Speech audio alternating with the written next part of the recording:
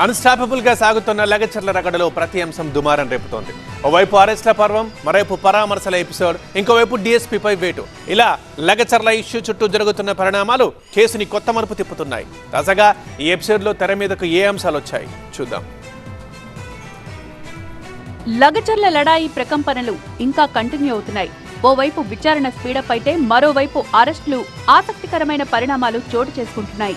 బాధితులు పరామర్శించేందుకు లగచర్ల వెళ్తుండగా మొయినాబాద్ పిఎస్ దగ్గర బీజేపీ ఎంపీలు డీకే అరుణ, ఈటెల రాజేందర్తో పాటు బీజేఎల్పీ నేత ఏలేటి మహేశ్వర్ రెడ్డిని పోలీసులు అరెస్ట్ చేశారు.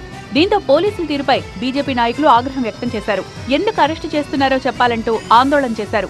ఈ క్రమంలో పోలీసులతో అరుణ, ఈటెల వాగ్వాదానికి దిగారు. దీంతో అక్కడ హైటెన్షన్ వాతావరణం ఏర్పడింది. పోలీస్ స్టేషన్ నుంచి బయటకు వచ్చిన తర్వాత సీఎం రేవంత్ రెడ్డిపై తీవ్ర విమర్శలు చేశారు బీజేపీ నేతలు. రేవంత్ రెడ్డి నియంతలా వ్యవహరిస్తున్నారని మండిపడ్డారు.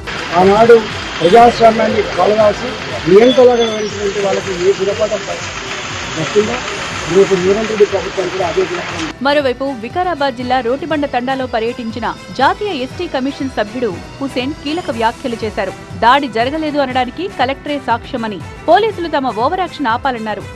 ఇక జాతీయ ఎస్టీ కమిషన్ సభ్యులు బాధిత మహిళలతో సమావేశమయ్యారు. ఫార్మా కంపెనీకి భూసేకరణ సంబంధిత పరిణామాలపై కమిషన్ సభ్యులు ఆరా తీశారు. బాధితులకు అండగా ఉంటామని భరోసా ఇచ్చారు. మనం ఆమోదిస్తున్నాను, ఎప్పుడైనా నోటీసులు జారీ చేసిరా?